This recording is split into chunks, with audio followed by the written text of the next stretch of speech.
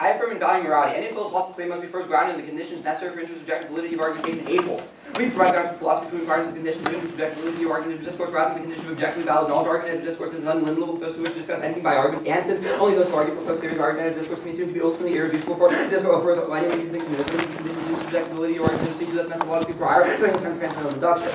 The discussion of truth and technical philosophical presupposability of the last argumentation. Firstly, the rejection of validity claims or argumentation is impossible. Able 2. The grounding of philosophy is possible prior to any claim of contested knowledge. We reflect the validity claims that cannot be contested without self-contradiction, logical demonstration, empirical redemption. It takes validity claims presupposed understanding validity claims of argumentation. We in advance of any affirmative, negative, skeptical arguments, both already understand Williams to assert question, doubt something. Thus, the only possible non-successful base for making transcendental claims is the identification for the condition necessary for the necessary valid argumentation. The valid claim, validity claims of argumentation are necessarily normal because they define makes good, bad, valid, and invalid arguments. Reason is the necessary condition that is assumed by all argumentative discourse. That's the fact reason is the fundamental grounds of the claims. Able 3. The validity conditions are completes the unity of theoretical practical reason. The distinction between this reflection by conscience lies in the overcoming solipsism to the single conscious subject that is capable of obtaining valid thought without cognition, linguistically embodied meanings. This provides transcendental philosophical grounding of ethical norms and possibility of valid argumentation. The fact of reason is a fundamental principle of ethics and must be universally acknowledged. Reflection must thus concede the self-consciousness mediated through the recognition of others. And this norm condition the possibility of thought. The fact of reason is a fundamental norm of generalized reciprocal validity claims. This is necessarily acknowledged by any who tries to argue this represents the always already acknowledged meta norm governing the articulation of specific norms. Human reason is therefore the internal guiding condition of ethical norms. The fact of reason leads to the conclusion that the freedom of the will is the primary guiding principle of ethics. No one can will the unfreedom of his will because they would restrict the self-legislative function of the will itself, creating contradiction. Neuhauser. Ethical stance for all subjects must have an internal grounding. Nothing could any longer count as reason that was not internal. Like Hegel finds the formulation of this in the will self-legislative capacity, universalizability of the will's maxims, the fundamental condition of the exercise of practical reason, because the faculty identifies the will itself. The foundation of moral philosophy is the free will. The will is the free will, which is the ground of all right and obligation. Freedom of the will itself is the foundation of all right. However, the free will considered of abstractly or negatively, meaning the will unconstrained and able to pursue any desires, is not truly free. The abstract will is merely a slave to impulses. Actualized freedom is found in the moral will. The will is able to choose what it ought to desire. Smith. The will is the way the mind functions practically. The determination of the will is defined by abstraction from everything empirical. What is left of the purely negative will, the pure I, and everything goes. However, the will provides self-limitation. The need for limit is not a contradiction. The freedom of what is essential to, because will is not an arbitrary activity, implies a way of life which will take place and presuppose a community of wills rational into we cannot choose to be without. Is that irreducible plurality? It makes a willing to transact between subjects as long as the will is arbitrary. It's not really free, while the arbitrary will may be able to pursue impulses has not yet attained control. Moral freedom contains the capacity to desire and reflect upon the things we ought to desire. This respect for moral will is expressed through actions which transform the will to accrue the ends of the individual. The ends of the individual are determined by their particular needs and desire their welfare. Meaning subject to the moral right to pursue welfare and obligation to adopt the welfare of others. Heyman. In a realm of morality, freedom exists in self-determining activity. The will itself, the right to subject will express itself through actions, involving the transformation of the external reality in conformity to the actions and conformity with the ends given by the subject's welfare. The subject further recognizes the other subject with the same ends that he has, that the welfare of others is also an essential line of moral action. The ontology asserts the right of good, while utilitarianism asserts maximization of welfare. This is the conflict as a dialectic between conception and intention. For my welfare cannot justify an action that is wrong. On the other hand, welfare must not be sacrificed to right. The preservation of my life is a precondition for my having rights at all, but if I were prohibited from infringing the rights of others to save my own life, I would also forfeit all my rights. My freedom would be negated with welfare without right. Lacks justification. Right without welfare is empty. The ultimate outcome of the dialectic is the good, the unity of right, and the welfare. The good is to fulfill universally realized freedom. Therefore, morality creates an individual obligation to promote the good, to find what fulfills the right and welfare of self and all others. However, at this point, though individuals obligation to pursue the good, its content is empty. The individual can only give content to the good by submitting their particular will to rational social institutions or the general will. Neuhauser 2. Considered an abstraction from institutions of society, moral subjects lack resources to give content to concept to good, while socially attached subjects make a desire to realize the good in the absence of vision of the project to promote the freedom. While they cannot know what actions are good requires, moral subject heavy fails to satisfy the criteria for self-determining will because it cannot give determinacy to its own reigning concept. The doctrine of social freedom is that solution lies in the rational social institution charged to socialize their members into beings who realize the freedoms of moral subjectivity and provide determinate content for the good. Because the individual will cannot give content for the good, and so the acceptance of the general will is the embodiment of the individual will is necessary to actualize freedom. Individuals in society must adopt the ends of the general will. This commitment to the preservation of the condition necessary for fulfillment of the ends of the general will. Neuhauser 3. The state embodies the moment of mediated unity. It goes through real realm of legislation framed and executed in accordance with society's conception of the good where the general will is given both determinate content and real existence. In this case, the state incorporates atomism because citizens enter with particular individuals whose position provide them divergent interests because the differences to be incorporated into the state concern integrates the particular will of the individual citizens with the general will by transforming citizens to embrace the general will of their own. Individuals embrace the ends of the state their own by experiencing rules of citizens their own self. The general will provide them with a shared universal project carrying out of which is end in itself. Therefore, the standard is consistency with the advancement of the ends of the general will. I contend that the general will and the welfare of all members and that such creates an individual obligation to assist people in need first. The good of the general will encompasses the welfare of all, therefore because individuals have an obligation to promote good, they also possess positive moral obligation to assist people in need. Heyman 2. The good encompasses the right and welfare of myself and others. This constitutes the ultimate of the will. For this reason, the relation between the individual will and the good is one of obligation. An individual has moral duty to promote the good, including the good of others, because morality represents the will's inner attitude towards itself. Since the individual participates in the universal will, unity exists among them in morality. Therefore, in contrast to abstract by the will of the individual, has a positive relation to the will of others, relation that gives rise to positive, not merely negative obligations. Therefore, because the general will is the embodiment of the practical free legislative will, the general will is a positive relation between the wills of distinct individuals. The obligation to promote the ends of others and thus to assist people in need is the most fundamental moral obligation. Second, A necessary consequence of membership in the community, the acceptance of the general will is a shared duty on the part of the citizens to protect each other from harm, to promote the welfare of fellow citizens. Haven 3. The state is the ethical constituted by the relationship among citizens. The citizen has duties and to fellow citizens when he violates an obligation imposed by the state for the good of another citizen. There's a duty to rescue, keep the state. The wrong ends not only against the state but also the individual. The state exists only through the individuals. And the composer fulfilling one's duty towards the universal does not require sacrifice of particular interest. Instead, one attains freedom of protection of rights and satisfaction of material needs. When I perform my duty to assist, I obtain protection for myself, my fellow citizens, and the victim. Thus, in fulfilling my duty, the state also fulfills duty owed to the victim. The duty is a social one, duty owed to other individuals as well as the community as a whole. Thus, by submitting to the general will in the form of a rational state where individuals enter into a relationship with others, it creates an obligation to assist others in need. Third, the function of the state is to create the conditions necessary for the fulfillment of individual freedom. The state therefore has an obligation to secure the welfare of its members. However, citizens also have a reciprocal duty to take the ends of the rational state to their own, including the obligation to protect their citizens. Payment 4. The state has the duty to secure welfare of its members, preventing them from harm. These services are rights inherent belonging to the community. Citizens have a reciprocal duty to the state in particular. The citizens are obligated to perform services necessary for the common good. No officers are present. The state can act through the citizens. If citizens had no duty to act, the state would fail to fulfill its obligation, thereby undermining its ethical relationship with the citizens. By virtue of the relationship, citizens have responsibility to assist the state with serve the purpose of securing well-being of citizens. The preservation of law and order must be a product not of the external state force, but the activities of the citizens themselves. Thus, individuals as members of the rational community constituted as the embodiment of the general will have an obligation to assist others in need. And 1. Advocates RBIs with theories and negotiations with the negative. RBIs check next reading theory, just theory 6. Second, gut check alpha on theory 6 minute armies. The next always go for substance of theory through the 2AR. That's that front. Right. Can't read. 3 and 4. Yeah. Alright, ready? Yeah. So, these APL arguments are talking about argumentative discourse, right? Like how we create arguments. Is that correct? Not how we create arguments, how we make arguments. My argument is that Okay, so we need to have reasons for arguments. Is that your argument? it's not that we need to have reasons, that arguments necessarily are Okay, embodied so like what's reasons, the right? Whenever we make an argument, we give so a what's the reason. distinction between like a reason as in a warrant for an argument and a reason as in like a rational self-reflective will? Okay, well the distinction is that, for example, look, Hegel's conception and Kant's conception, for example, are different. Where does APL make the link to why reason is necessarily normative? Why doesn't he Okay, just say that reason well, is something that we have to have in our arguments? Okay, the link is between APL 2 and APL 3. So in an analytic you made, or is it in the card? APL 2 says that it has to be normative. It says that validity claims are what are well, it specifically talks Where about. he's talking about, he says validity claims presuppose understanding of the validity claims of No, arguments. here, APL 3. Validity conditions are normative, and it leads to unity of theoretical practical reason, right? He says that validity conditions are normative because when you give a reason, you give a normative claim. I.e., there's when you he say says that's not what he says. No, he it says is, since he says- validity conditions are normative. Where do you prove that okay, they are? above the card, right? My Oh, argument so is in that, the analytic. So Yes. you don't have a card that says it. It's just the well, analytic. it's consistent with APL's position, Sure. right? My argument is that, Can you explain to me the warrant in APL where it says that reason is normative? okay, APL's warrant is that when you give a reason for something, you are saying that it is a valid or an invalid argument, or a good or a bad argument. That is a normative claim. Okay. So when you All right, give a that's reason cool. for something, it is a normative Sure. thing that you are doing. So, It's explain to just me a true argument. which arguments are the link from why a respect for the individual will necessitates a link, respect for the general will. Which cards Okay, get you that? so Neuhauser 2 and Neuhauser 3. Okay, oh wait, doesn't Smith do it too? Well, Smith talks about how you can't just do whatever you want. You have to constrain yourself. in Why is terms of that your actions. Because you, well, first of all, because morality presupposes a community of wills, because you cannot do things that are immoral Show me to the nobody. card where Smith Okay. says that. Smith specifically says that. You're in Smith, right? Yeah. Okay.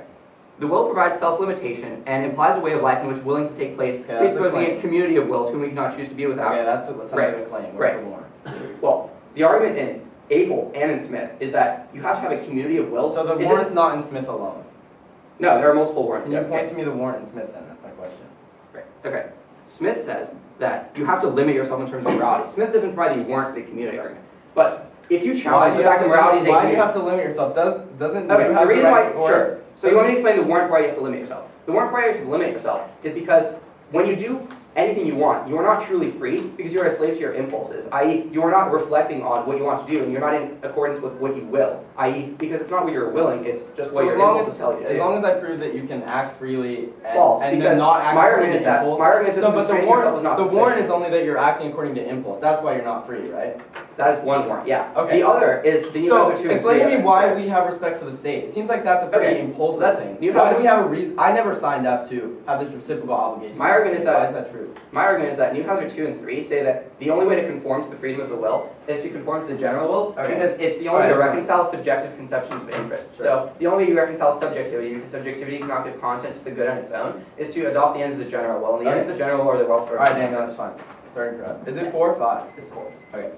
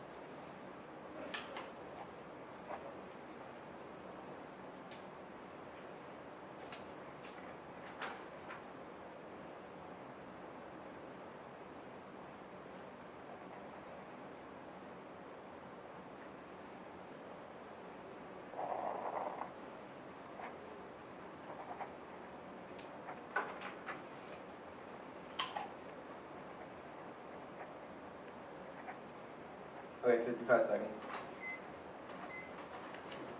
Orders NC 1 off AC. Can I get the AC back? I'm gonna need a few. I'll pull up from my laptop. Hold on. Okay. Alright, cool. What's the order? NC 1 off AC. Okay. Can you pass me page? Yeah, I'm reading some stuff off my computer, but I'll flash it over to you after CX. And I have this on paper. Fine.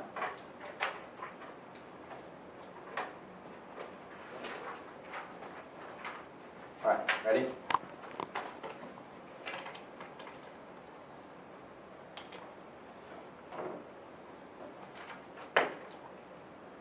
To negate means to deny the truth, thus negate is deny that inverse have more obligation to help you if you need permissibility goes negative, denies an obligation, also known and lit, advocates for obligation not to help you. The values, morality, the origin, and goal, morality serve as a guide to action. Its purposes taught through act which actions are right and wrong. Morality would be pointless if you were purely descriptive. The reason why humans created morality is to regulate our actions or other, thus in the afternoon we take into account the motivation for inverse act in some ways, not others. Otherwise, morality will not guide actions. There's no reason for inverse false system in the first place. Then you just choose skepticism. Only motivation will terms account for agent's reason for action. Finley writes.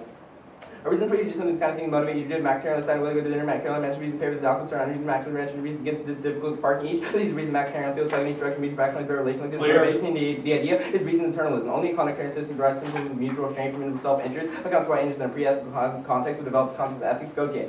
Moral principles are introduced with the object of agreement on persons. Such agreement is hypothetical and supposing improve moral conduct to the adoption of moral rules of the parties to agreement are real. Determinate individuals distinguished by the situation concerns. They agree to explain the choices. They acknowledge things where they may and may not to the rational person. They recognize the place for mutual constraint. So for a moral demand from the affairs. Thus the standards consisting with principles of mutual strength find as those principles by which rational individuals explain and act and believe doing so would serve the self-interest. Also takes it the AC because he assumes the concept of reason but never warrants why they'd actually have a motivation to act for the general will. If I have an individual will, there's no reason why I submit myself to the state and sacrifice their will in the first place. That link's missing from the AC, so he's account for motivation and attack in the first place. And under contrarianism, decisions are made without temporal consideration because conducts are founded on current self-interest. For instance, my decision to buy a car now can require in terms of self-interest. My buying a car in 10 years since that affects me immediately. Also, in way future product consideration, future self-interest is unpredictable and thus unverifiable, whereas the present is guaranteed. So ignoring forward considerations always has a strong link to the standard. Moreover, further standard because only contrarians can avoid an infinite regress. Gautier 2. A contrarian theory demonstrates rationality and partial extent to the pursuit of individual interest. Persons may take no interest out of the interest. Morality is given a grounding, exception of practical rationality. No alternative competence. Those who claim the moral principles of object of rational choice, best circumstances fail to establish the rationality of action blind to these principles to establish the rationality of such blind fields. Exception reason incorporate power moral suppositions. This also takes up the affirmative case because only by building us to the ground up can we actually achieve some sort of rationality in the first place to ensure actual compliance. I contend the principles of mutual rank would not obligate beneficents first. There's no contract established between the beneficiary and the beneficent. A, the beneficiary is in need, implies that they are in opposition to bargaining with the beneficiary. The beneficiary never establish a contract because the person in need has no longer securing the beneficiary's interest. B, positive obligation can exist under contract because contracts agree to constrain action with positive obligation extend beyond constraint. Second, benefits cannot be in the individual self-interest. A, help is unilateral. When I give to charity only benefit the other party, not me. Even for humanitarian positive obligation apply a constant requirement to give until I possess only the bare minimum. B, benefits can never motivate interest to act. Murphy. Benefits admit no limit. Any limit are required sacrifice that is successful to be exceeding practical space world poverty. The principle requires beats that she give most of her energies and resources for the sake of others. The outcome is her giving most of her time and money to aid or relief for individuals trying to act when the principle of loss imposed to be very great. Next thought.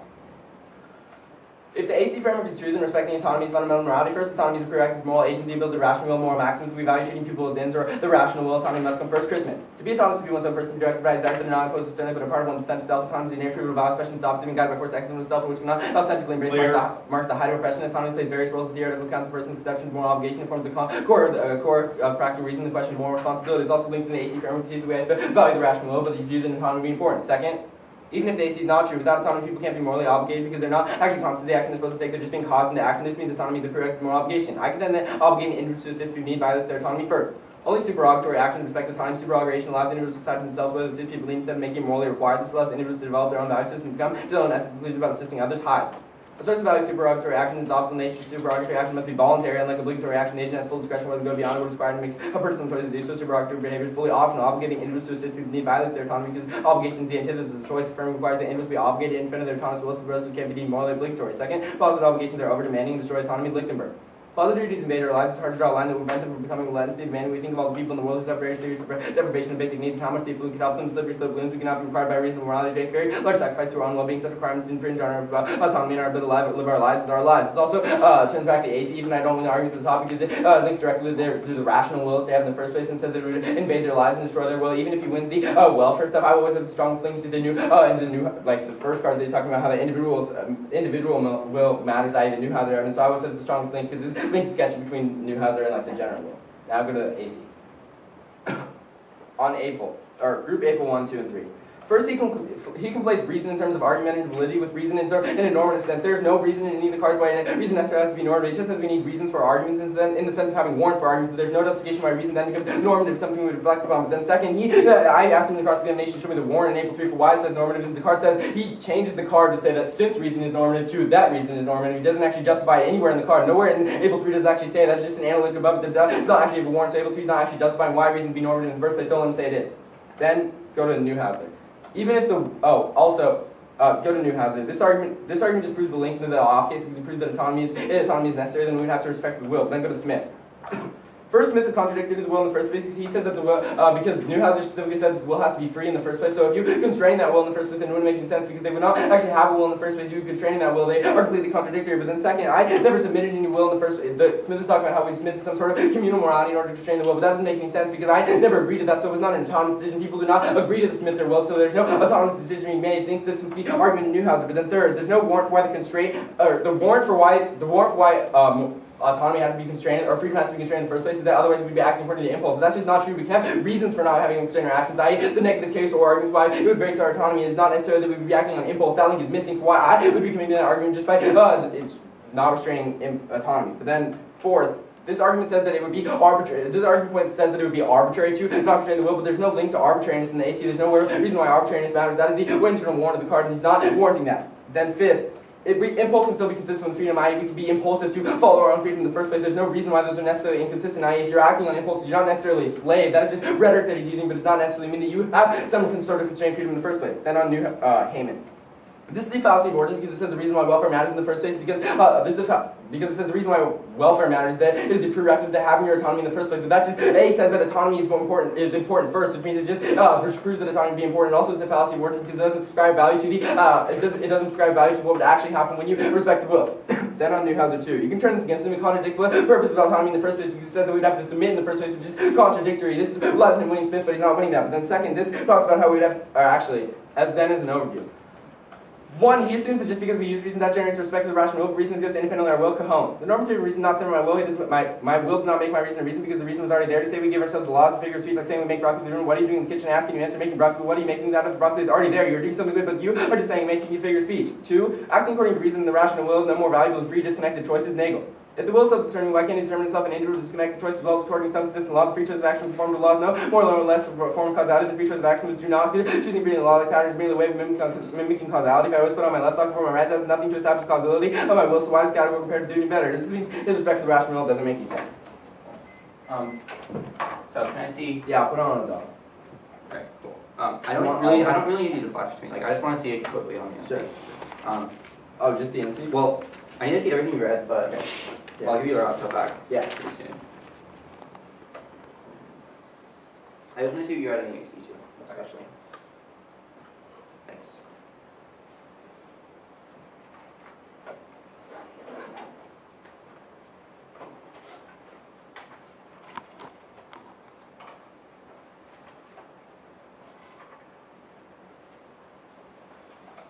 Can I get this back now? Yeah.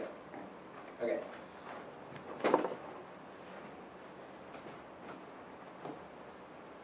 Not that account sector. The Crispin and the Nagel's below. Wait, what? Is that you said you read like Nagel or something? This stuff. These are the two cards that are on the AC. Oh, It's yeah. the off. Sweet. Yeah. Sweet. Alright, cool.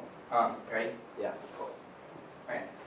So Kazan says that reason already exists independently of the will, right? So when we express like there's already reason prior to having will, right? He said we don't need to act on that reason. Wait. It says the normativity of my reason does not stem from my will.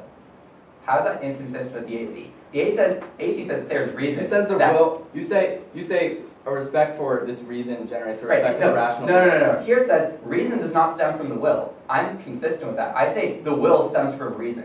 Why is this inconsistent with the AC? I mean, you're relying on semantics. The card talks about how. Wait, no. This is not semantics. This is opposite. The card talks about how a reason already exists. There's no reason why we need to act on it. No. The card says my will does not make my reason a reason, right? So it says that I'm reading the card, right? Okay. The card says that my reason does not Exactly. my will My will existing. does not make my reason a reason. You say right because we have Okay. to use reason, we would have to respect the will. But wait, that's the opposite. The card says that the reason does not stem from the will. My argument is that that's fine. The will stems from the reason, right? So what is the implication of this evidence? This argument is that you set up APL. You say we have to look to reason in terms of argumentation. Right. You then And that say leads to the that will. leads to respect for the will. Right. My argument is no. Reasons just exist independently of our will. That is the exact argument in right. Cajon. And what's the warrant for why reasons exist independently of our will?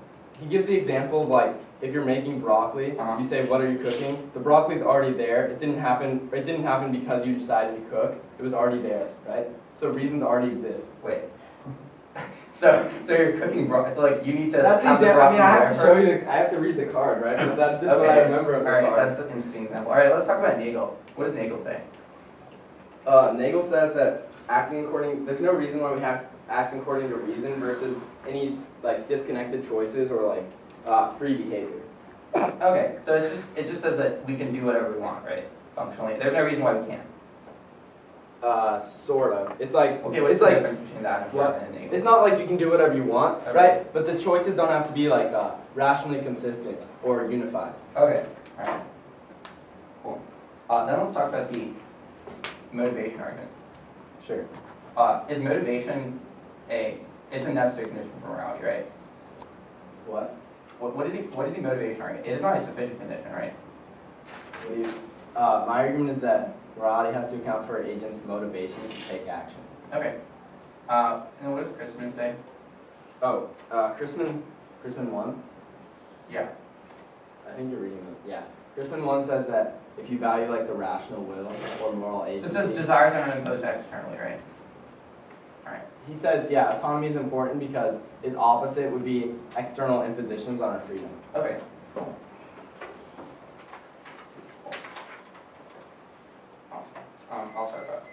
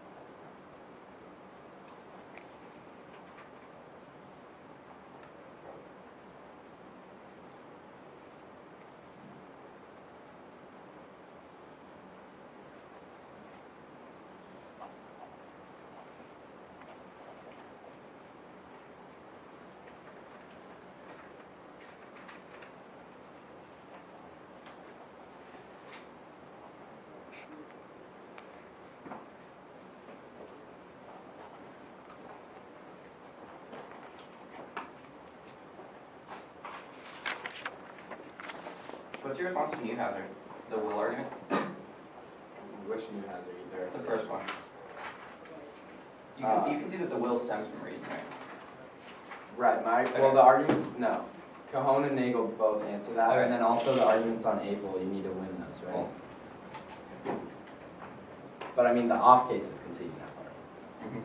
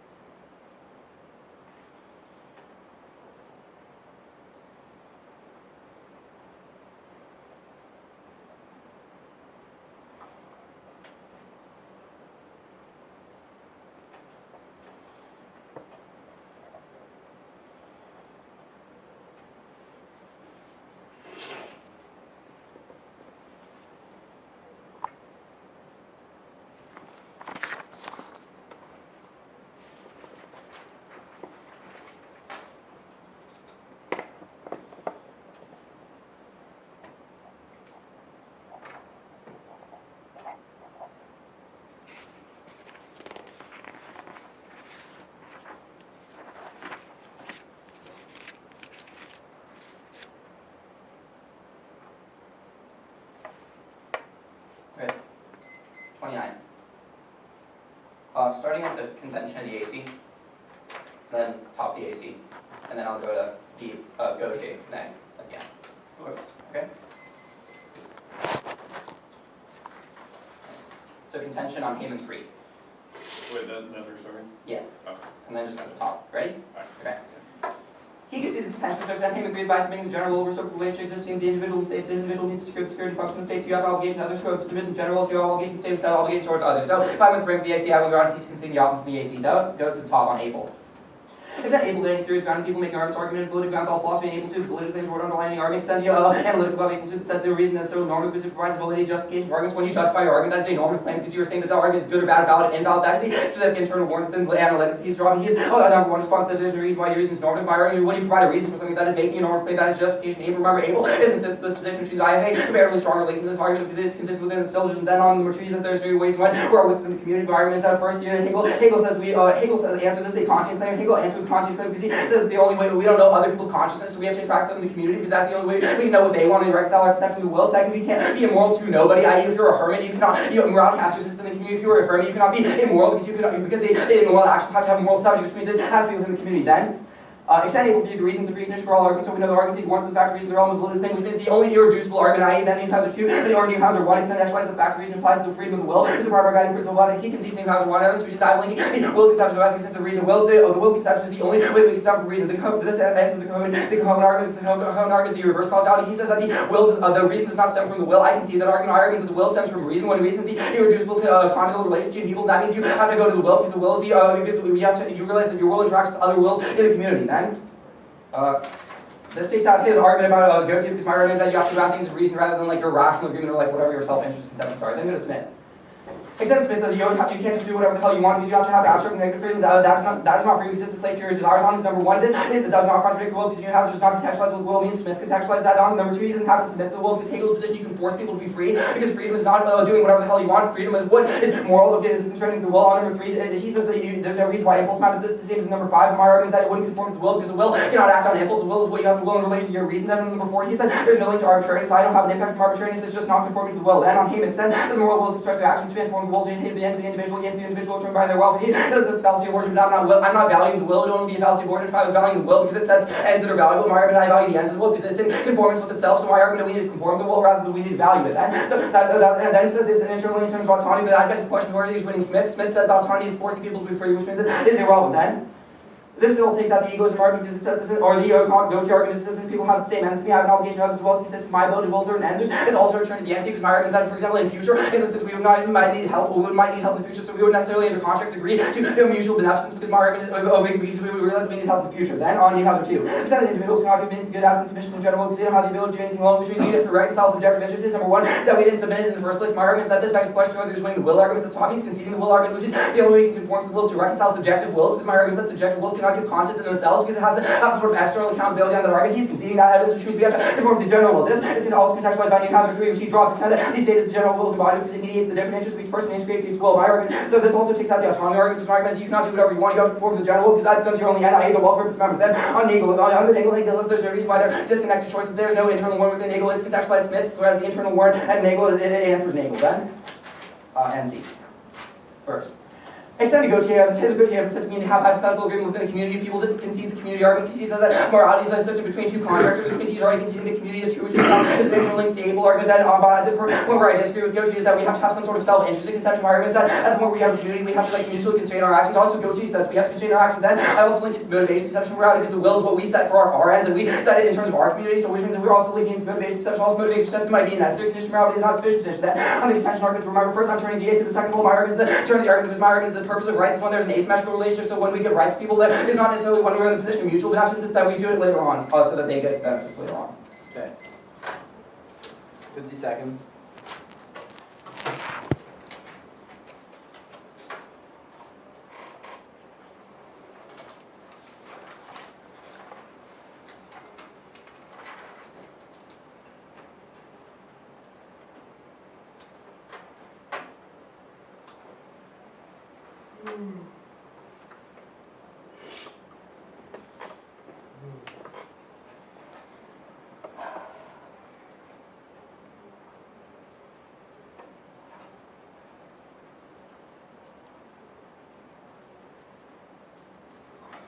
Grab my computer, bro.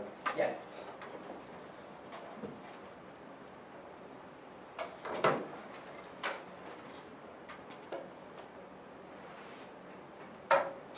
Okay.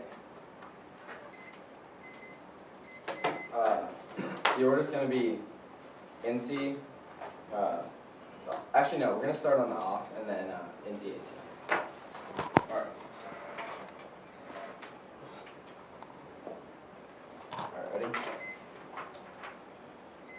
You cannot drop an entire off case that links into the affirmative case, even if I lose the argument about why autonomy is necessary and autonomy has to be constrained. I explain this as linked in the AC. You cannot drop an entire off case and just not respond to it, just doing interaction. He is conceding argument. There are warrants on other sides of the flow other than just on the AC. They cannot just preclude everything. So you can send Crispin, if the AC is true, we have to value the rational will. I, the Lincoln and Neuhauser are at the top of the AC. This is another internal link. He's not excluding this specific link. He's conceded the Crispin evidence that the opposite of autonomy is when you are guided by forces external to the self, which means you are. This is still, even if Smith says that you have to be constrained somewhat, this says that you are completely restrained your actions. You have no control of your own actions if autonomy is destroyed, which means I'm getting the link to Neuhauser. Even if he wins the Smith evidence, he is not responding to this argument. But the second more damning argument is that he concedes that even if the AC is not true, without autonomy, people can't be morally obligated because they're not actually conscious of the action they're supposed to take. They're just being caused into action. This means autonomy is a prerequisite for moral obligation. At that point, extend the contention. He's conceded it. Go to the number 2. Extend elected where positive duties and better lives, hard to draw lines that prevent them becoming lifeless, and mandate infringe our autonomy and our ability to live our lives as our lives. This takes out his argument because even if he wins the general will, the reason why the general will is important is because there has some sort of respect for the individual will. My argument is that it links to that internal link. It always have a stronger link because it destroys the individual in the first place. It takes out their ability to rationally more claims in the first place. Also, he conceded the weighing analysis in the last speech that I gave that this always have a stronger internal link because he's making a link from the individual to the general will. And my argument is specific to the individual will. So I link to the top of the AC that he's justifying, whereas his link is more sketchy. Even if he wins a link to the general will, I always have the market points directly to the individual. That's the first place you can get. He dropped the entire off case. You can't do that.